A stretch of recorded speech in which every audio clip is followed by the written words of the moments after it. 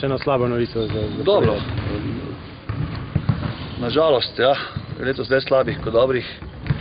V bistvu je začutil neke bolečine v listu Hristo Nikolov. Po normalni proceduri k našemu zdravniku napravili so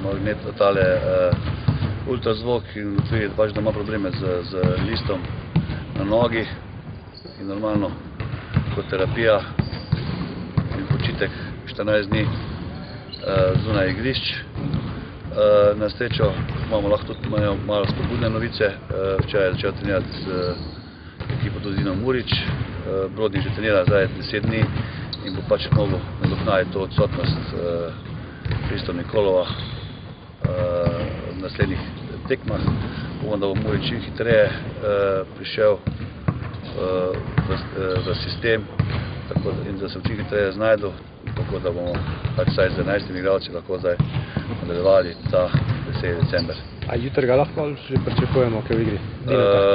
Dobro, glede na vse odvisno od situacije v ekipi bo zdaj, če bo pač potreba pokazala, da res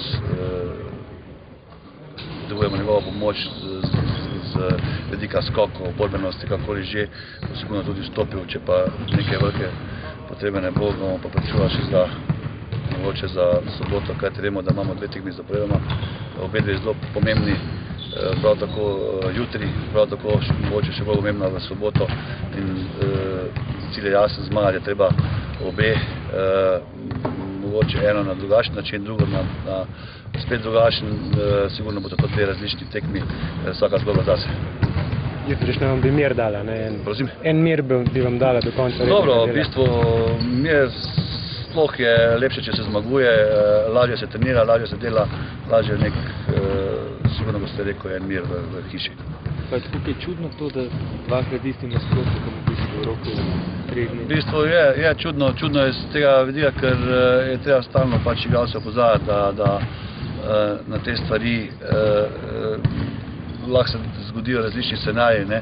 Prvo tekmo zmagaš in pol neko avtomatsko popuščanje. Misliš, da če smo prvo, bomo še drugo, kar absolutno ni res. Zato povdarjam, da so to 2 tekmi, vsaka zgodba zase, vsako se treba drugače pripraviti, drugače osredotočiti. Vsekakor pa igramo doma, brez kakšnekoli strahu. Če bomo ponovili to agresijo iz zadnje tekme proti MZT-ju v obrambi, dodali pa še malo večjo sproščenost in pa malo večjo učinkovitost v napadu, mislim, da se nimamo česa bati. Solno, ki v bistvu... Dobro, v bistvu tudi to opozarjamo stalno trenerji, da nič ne omeni, če smo pomagali tam. Oni sigurno prihajajo v Slovenijo zdaj na ta teden, ta 2 dvoboja z nami izredno motivirani, hoče navrniti Milo za drago, malo so spremenili svoj roster.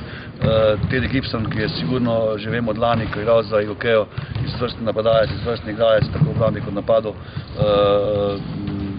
lahko igra na poziciji 1 na 2, dober šuter, dober driver, se pravi kompletni igralec, z njim so pridobili sigurno na kvaliteti.